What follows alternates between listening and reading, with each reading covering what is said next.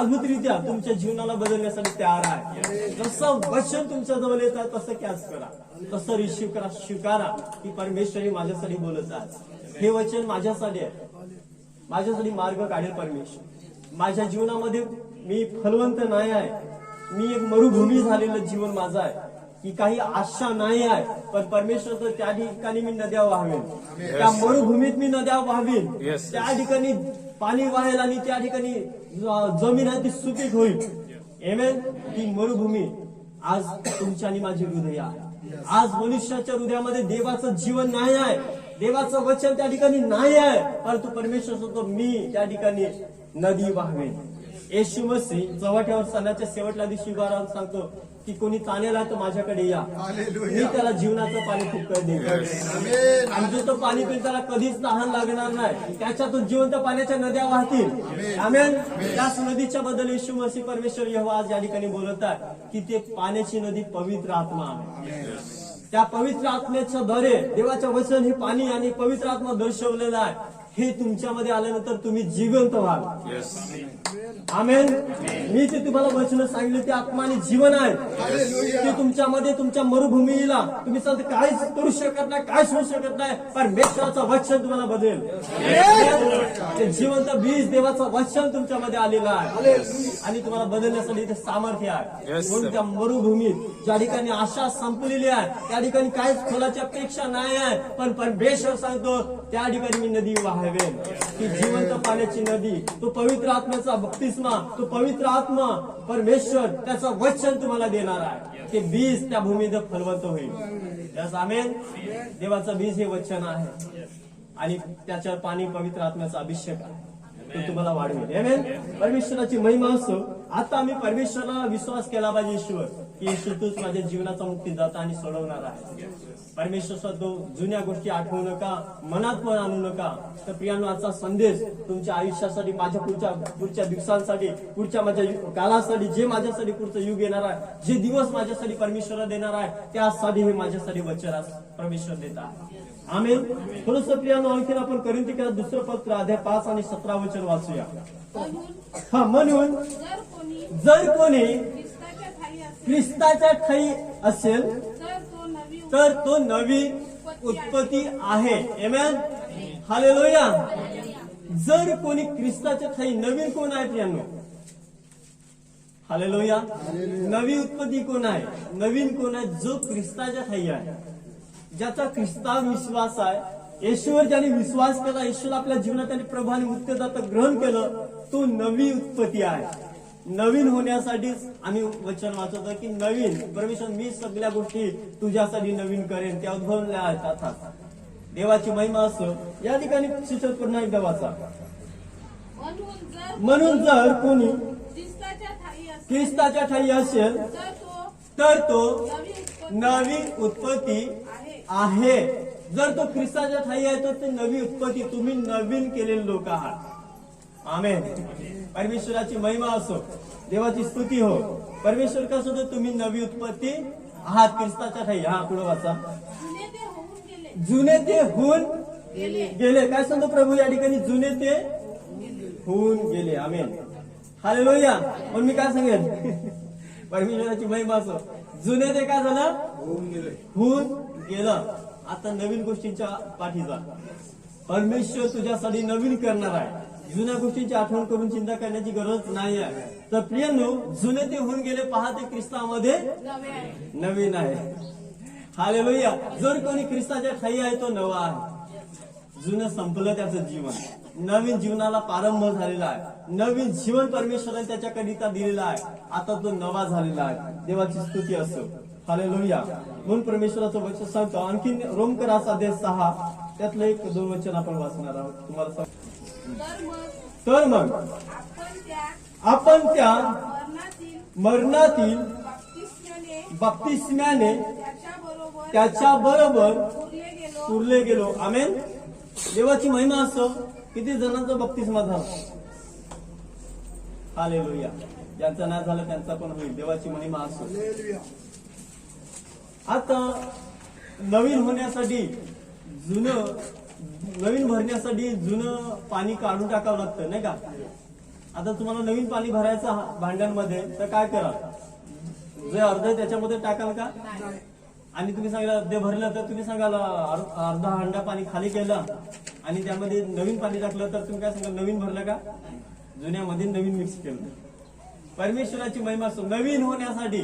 नवीन होण्यासाठी परमेश्वर तो तुझ्यासाठी मी सगळ्या गोष्टी, तुम्हाला पण नवीन होण्यासाठी परमेश्वराचं वचन आज आम्ही ऐकत आहोत. या ठिकाणी वचनामध्ये आपण पाहतो, तर मग आपण त्या मरणातील बातिस्म्याने त्याच्या बरोबर गेलो. हा मरणातील बातिस्मा आहे, हा नवीन होण्यासाठी. जुनं पाप, जुना स्वभाव येशू आमच्या पापांकरता कुरसावर गेला. तुमची माझी पाप त्याने वाहली आणि त्याच्या मरणातील बातिस्म्याने आम्ही नवीन होतो. हालेलुया. आणि ज्याने घेतला प्रभूनो, मी तुम्हाला सांगेन, तुम्ही ख्रिस्तामध्ये नवीन केले लोक. परमेश्वराची महिमा असो. नवीन प्रकारच्या जीवनात चालावं म्हणून आज देव तुम्हाला पासरा बस असतो. यासाठी ज्याप्रमाणे ख्रिस्त पित्याच्या गौरवाने मेलेल्यातून उठला, त्याचप्रमाणे आपणही नवीन प्रकारच्या जीवनात चालावे. आमेन. म्हणून आम्ही नवीन प्रकारचं जीवन जगावं, नवीन प्रकारच्या जीवनात चालावं, म्हणून बातिस्म्याच्या द्वारे आम्ही जुन्या गोष्टीला संपवतो आणि ख्रिस्तामध्ये आम्ही नवे होतो. म्हणून सांगितलं, जे ख्रिस्तामध्ये आहे ते नवी उत्पत्ती आहे. जुने ते होऊन गेले, पहा ते ख्रिस्तामध्ये नवीन झाले. येशूचं रक्त तुम्हाला आणि मला नवीन करू शकतो. येशू तुमची पाप क्षमा करेल. येशू तुम्हाला नवीन बनवेल. आमेन. आता तो जुना गेला, आता नवीन आहात तुम्ही. म्हणून सांगतो, जुन्या गोष्टीची आठवण करू नका, त्या मनात पण आणू नका. परमेश्वर तुमच्यासाठी नवीन गोष्ट करत आहे. हा बप्तिस्म्याच्या द्वारे तुम्ही नवीन केलेले लोक आहात. देवाची महिमा असो. आणि त्या मरणातील बातिस्म्यामध्ये त्याच्या बरोबर तुम्ही पुरला गेला, त्याच्या बरोबर तुम्ही उठवला गेला आणि तुम्ही नवीन केलेले लोक आहात. देवाची महिमा हो. Hallelujah, hallelujah. तर प्रियानो, आम्ही नवीन प्रकारच्या जीवनात चालावं. आता ज्या जुन्या गोष्टी, तुम्ही जे जुनं जीवन जगत होते ते जीवन आम्ही बदललं पाहिजे आणि नवीन जीवन जगण्यासाठी आम्ही प्रारंभ केला पाहिजे. कोणाशी राग, वाद, विवाद, काय भांडण नाही, सर्वांना क्षमा करा आणि प्रीतीने आनंद, शांतीच्या आनंदाचं जीवन जगा. ख्रिस्ताच्या प्रीतीमध्ये परमेश्वर तुम्हाला या नवीन जीवनामध्ये अनुग्रह देईल. आमीन. परमेश्वराची महिमा असो. आता आपण मत्तेमध्ये जाऊया पुन्हा एकदा. स्वर्गाच्या राजाच्या किल्ल्या देईन. स्वर्गाच्या राजाच्या किल्ल्या विषय लिहून ठेवा. आमेन. स्वर्गाच्या राजाच्या किल्ल्या. कुठलंच कुलूप चावी विना उघडत नाही. परमेश्वराची महिमा. स्वर्गाच्या राजाच्या किल्ल्या. परमेश्वर जो जिवंत देव आहे. आता आम्ही चाव्या सांगल्यानंतर नुसत्या चाव्या बोलून का त्याला समजणार नाही, त्याच्या मागे रहस्य असतं. चावी सांगलं तर चावी या शब्दामागं त्याचा भेद आहे, त्याचं रहस्य आहे. कुलूप सांगलं त्याच्या मागे त्याचं रहस्य आहे. चावी सांगल्यानंतर त्याच्या पुढे त्याचं रहस्य ठेवलेला परमेश्वराने. देवाची महिमा असो. त्या परमेश्वराची स्तुती असो. तर स्वर्गाच्या राजाच्या किल्ल्या याच्या मागला भेद काय आहे ते थोडक्यात पवित्र आत्मा जे आम्हाला कळवतो ते मी तुम्हाला सांगेन. परमेश्वराची महिमा असो. आमेन. तर पेत्राला प्रभू सांगतो, मी स्वर्गाच्या राज्याच्या किल्ल्या तुला देईन. स्वर्गाच्या राज्याच्या किल्ल्या. आणि किल्ल्या म्हणजे काय, ते कसं, ती किल्ली, त्या किल्लीचं प्रकाशन काय आहे, ती किल्ली काय आहे ती मला समजली पाहिजे. परमेश्वराची महिमा. आम्हाला स्वर्गाचं राज्य पाहिजे की नाही, अनंत कालचं जीवन पाहिजे ना, आम्हाला किल्ल्या सापडल्या पाहिजे. पेत्राकडे दिल्या पण त्या किल्ल्या पेत्राकडेच राहिल्यात. आज काही लोकांना नाही अजून सापडल्या. हालेलुया. ती किल्ली आम्हाला सापडली पाहिजे, कारण किल्ल्या पेत्राकडे देऊन ठेवल्या आणि त्या किल्ल्या घेण्यासाठी आम्हाला प्रेषितांकडे जावं लागेल. तर प्रेषितांच्या शिकवणीमध्ये त्या किल्ल्या तुम्हाला सापडतील. आमेन. ती शिकवण आहे, त्या संदेशात त्या किल्ल्या सापडतील, त्या वचनातून त्या किल्ल्या सापडतील, ज्या प्रेषितांच्या द्वारे देण्यात आल्या आहेत. तर जे ज्या संदेश ऐकतात ते तुम्ही समजा की जर तुम्हाला स्वर्गाचं राज्य जायचं असेल तर तुम्हाला ती किल्ली सापडली पाहिजे. नाही तिथं पोहोचून ते बंद असेल, मग ठोकत राहावं, प्रभू उघडा. तर प्रभू सांगतो, मी तुला ओळखत नाही, तुझ्याकडे ती चावी नाही आहे खोलण्यासाठी. तुझ्या स्वर्ग खोलला नाही, माझ्यासाठी स्वर्ग खोलावा, मला स्वर्गात प्रवेश मिळावा. या जगाचं जीवन माझं 30-70-80, 30-60-70-80 आटपला, तेवढंच आहे जीवन या पृथ्वीवरचं. आताचं जीवन एकदम कमी झालं. 30-60-35-40 वर्षानंतर दारू पिऊन चाललेले लोक आहेत. परमेश्वराची महिमा असो. पण तुम्ही धन्य लोक आहात जी परमेश्वराची वचनं तुम्हाला कळली आहेत, देवाच्या राज्याची सुवार्ता तुम्हाला कळली आहे. म्हणून आज जे परमेश्वराजवळ तुम्ही आहात, तर हे जीवन महत्वाचं जीवन नाही प्रियांनो. अनंत काळचं जीवन, स्वर्गाचं जीवन हे तुमच्यासाठी महत्वाचं आहे. तुम्ही शहरामध्ये या जगात आहात. 60-70-80 वर्षानंतर हे शरीर म्हातारं होऊन, तुमची इच्छा नसली तरी तुम्हाला मरायचं आहे. आमेन. आम्ही सांगू मला म्हातारं होऊन नाही मरायचं नाही, तरी पण तुम्हाला मरायला लागेल, कारण त्याची मर्यादा संपली, त्याचं जीवन संपलं. 60-70-80 वर्षानंतर काही कोणी काय करू दे, जगाचा किती मोठा डॉक्टर येऊ दे, तुम्हाला नाही वाचवू शकत, कारण तुझा काल संपला, काल वेळ संपला. कारण परमेश्वराने 70-80 वर्षाचा समय या पृथ्वीवर तुम्हाला मला दिला. पण त्या 70-80 वर्षात इतकं ओझं घेऊन चालतो आम्ही, काही हिशेब नाही.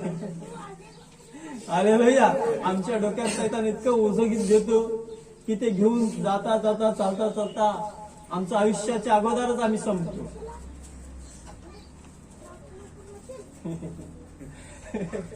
अरे भैया, आमच्या वेळेच्या अगोदरच आम्ही जातो निघून. असा म्हणजे मला सांगायचं काय उद्देश आहे तुमचा, की आम्ही इतकं चिंता, इतकं टेन्शन, इतक्या गोष्टी घेऊन जातो की आमचं आयुष्य जे जगण्यासाठी परमिशन दिलं ना 70-80 वर्ष आनंदात सुखात, ते जगायचं सोडून आम्ही इतकं टेन्शन घेतलं की ते आमचं अर्ध आयुष्यच आम्ही काढू शकतो. आमेन. समजते काय बोलत आम्ही? हालेलुया. समजत असं ते बोलन, नाही तर नाही बोलणार. तुम्हाला जर ती गोष्ट कळत असेल तर सांगायला बरं. जर तुम्हाला कळत नसेल तर काय त्याला सांगण्याचा अर्थ, परमेश्वराने आम्हाला 70-80 वर्षाचं आयुष्य जगामध्ये दिलेलं आहे. पण ते 70-80 वर्षाचं आयुष्य जगण्यासाठी आम्ही इतके बिझी, इतके बंधनात जीवन जगतो, इतके कष्टमय आणि दुःख आणि विचारात आणि टेन्शन मध्ये जीवन जगत आहोत की ते जगता 70-80 वर्षाचं ते आयुष्य 30-40-50 वर्षातच खतम. काही लोक आत्महत्या करतात, पुढचा मार्ग सापडला नाही आत्महत्या करतात. काही लोक वाईट विचार जाऊन काय पण दारू पिऊन काही लोक आपलं आयुष्य संपवतात. वेगवेगळ्या प्रकार लोक औषध खाऊन का इतकं डोक्यावर ओझं घेऊन ते जीवन जगतात की त्यांना असा अनुभव वाटतो की या जगातच खरं आयुष्य मी जगत, हेच खरं आहे. ते नाही खरं प्रियांनो. परमेश्वर या जीवनाच्या बद्दल नाही बोलत. हे जीवन फक्त ट्रेलर आहे, पिक्चर बाकी आहे. हालेलुया. कुछ मिलो या ना मिले, प्रभु की स्तुति हो. कुछ मिले या ना मिले, प्रभु की स्तुति हो. परमेश्वराची महिमा ह्या जीवनात नाही, परंतु पुढचं जीवन हे फक्त टेलर आहे. या ठिकाणी जे तुम्ही करत आहात त्याचं प्रतिफल देवाच्या राज्यामध्ये आहे. तुम्ही शरीरामध्ये जगत आहात, तुमचा आत्मा, तुमचं जीवन जे या बावळीत मातीच्या मडक्यामध्ये ठेवलेलं जीवन आहे, हा देवाचा गौरव या मडक्यात आहे. समजलं का? हालेलुया. या जीवनासाठी धडपड करणं, कष्ट करणं व्यर्थ आहे. तुम्ही ज्या मातीच्या भांड्यात आहात, एक दिवस भांड्याची मर्यादा संपली की तुम्ही भांड्यातून बाहेर या. आणि जो तुम्ही आत्मा जो आहे, तुमचा जो आत्मा आहे, जीव जो आत्मा जो आहे तो मरत नाही आहे. हालेलुया. काय सांगतो समजतं सगळ्यांना? कान खोलून ऐका. हे 70 वर्षाचं आयुष्य, 80 वर्षाचं आयुष्य तुम्ही जगाल, हे संपल्यानंतर, याची मर्यादा संपल्यानंतर तुम्हाला बाहेर यायला लागेल आणि तुमचा आत्मा बाहेर येईल. तेव्हा त्याचं जे खरं जीवन सुरू होतो, खरा पिक्चर पुढे चालू होतो, तो आत्मिक आहे. आम्ही आत्म्यासाठी जगायला पाहिजे. आमेन. शरीरासाठी किती तुम्ही कष्ट करा, किती काबाड कष्ट करा, किती काही करा, ते इथंच त्याच्या बरोबर त्याचा नाश होणार आहे. परंतु तुमचा अमर आत्मा देवा तुझ्याकडे येणार आहे. आमचा आत्मा मरत ना प्रियानो. त्यासाठी परमेश्वर येशू मसीह देव परमेश्वरी मनुष्य होण्या जगात आला. आज भावाने गीत गायलं, आला जगात आला दुनिया बनाने. का त्याला यावं लागलं? मनुष्याला अब्रामाच्या मांडीवर नेऊन ठेवलं. आमेन. आणि श्रीमंत मेला, अधोलोकात यातना स्थळी गेला, ज्याने आपल्या आयुष्यामध्ये सुख भोगलं, आयुष्यामध्ये पार्ट्या केला, आयुष्यामध्ये दारू पिला, आयुष्यामध्ये जे काही दुनियाचं सुख होतं, जे सर्व त्याने अनुभवलं, आयुष्यात त्याचं महागातले महाग कपडे घातले, महागातले महाग दागिने वापरले, त्याने सर्व जगाच्या मोठ्या मोठ्या गोष्टी त्याने केल्या, परंतु एक दिवस मेल्यानंतर तो अधोलोकात पोहोचला. आमेन, हालेलुया. काय ते काहीच नाही, व्यर्थ आहे. आमेन. परंतु जो दलित लाजर आपल्या आयुष्यभर आजारी आणि कष्टात जीवन जगून स्वर्ग मिळवू शकला. प्रियांनो, आज आम्ही सफल होऊ असफल राहू, परमेश्वरावर भरोसा ठेवा. परमेश्वराची इच्छा असली तर तुमची सफलता कोणी अडवू शकत नाही. परमेश्वराची इच्छा असली तर तुम्ही असफल होऊ शकत नाही. आमेन. म्हणून त्या परमेश्वराला धन्यवाद द्या की देवा, मला जीवनाचा मार्ग कळवला आहे. मी नेहमी शांतीत आणि आनंदात राहीन. जरी मला एक टायमाला खायला मिळेल, 2 टायमाला मिळेल, तरी मी आनंदी राहीन, कारण माझ्या देवा तू माझी काळजी करतो. तुला माहित आहे की मला कधी द्यायला पाहिजे. तू जाणत आहे तुझी गरज कधी तू पूर्ण करणार आहे. म्हणून आम्ही खटपट करण्या अगोदर तू तुमच्या आणि माझ्या गरजा जाणारा परमेश्वर, आम्ही मागण्या अगोदर तू जाणारा परमेश्वर आहे. म्हणून प्रियांनो, 70-80 वर्षामध्ये काहीच नाही प्रियांनो, पुढचं जीवन कसं, अनंतकाळचं जीवन कसं मिळेल, त्या देवाच्या राज्यात माझा आत्मा कसा जाईल, हे माझ्यासाठी महत्वाचं आहे. आमेन. परमेश्वराची महिमा असो. म्हणून का सण मी निर्माण केलेले माझे लोक माझे काय करतील, स्तवन करतील. परमेश्वराच्या महिमेसाठी, त्याचा गौरव आणि त्याचा धन्यवाद करण्यासाठी त्यांनी तुमची आणि माझी निवड केली आहे. देवाची महिमा असो. हालेलुया. तर प्रियांनो, आज जे काय आहे, जसे पण तुम्ही आहात तसे राहून परमेश्वराचा गौरव करा. फार मोठ्या मोठ्या गोष्टी स्वप्न पाहायची गरज नाही. प्रियांनो, परमेश्वराला आपलं जीवन समर्पण करा आणि प्रभूला सांगा, प्रभू एक चांगलं जीवन जगण्यासाठी, मी गरीब असो, अजून माझ्यामध्ये कमी आहेत किंवा मला अजून भरपूर नाही मिळली, परंतु परमेश्वरामध्ये तुम्ही श्रीमंत आहात. देवामध्ये, तुझ्या वचनामध्ये तुम्ही धन्य आहात. परमेश्वर तुम्हाला आशीर्वादित करो. तुमचा चांगला स्वभाव तुमचं धन आहे. देवाची महिमा असतो. आमेन. तर स्वर्गाच्या राजाच्या किल्ल्याच्या बद्दल मी बोलत आहे, त्या ठिकाणी मी थोडस पुढे जातो. देवाची महिमा असो. तर स्वर्गाच्या किल्ल्या तुम्हाला आणि मला मिळल्या पाहिजे. अनंतकाळचं जीवन मिळावं म्हणून आमच्या जवळ प्रभू येशू मसीहने पेत्राकडे स्वर्गाच्या राज्याच्या किल्ल्या दिल्या आणि त्याने मरणावर विजय मिळवून मरणाच्या आणि अधोलोकाच्या किल्ल्या त्याच्याकडे घेतल्या. त्याला अधिकार आहे स्वर्गात, मरणाचा आणि अधोलोकाचा अधिकार येशू मसीह जवळ आहे.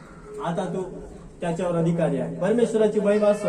आता या ठिकाणी स्वर्गाच्या किल्ल्या ह्या येशूने पेत्राकडे दिल्या आणि प्रेषितांची कृत्य अध्याय 2 अध्याय आणि 38 वचन, त्यामध्ये तुम्हाला त्या ठिकाणी ह्या किल्ल्या सापडतील. कारण या ठिकाणी प्रभूने पेत्राकडे त्या किल्ल्या दिल्या आणि त्या ठिकाणी त्यांनी त्याचं प्रकाशन करून दिलेलं आहे. आपण प्रेषित 2:38 वाचूया.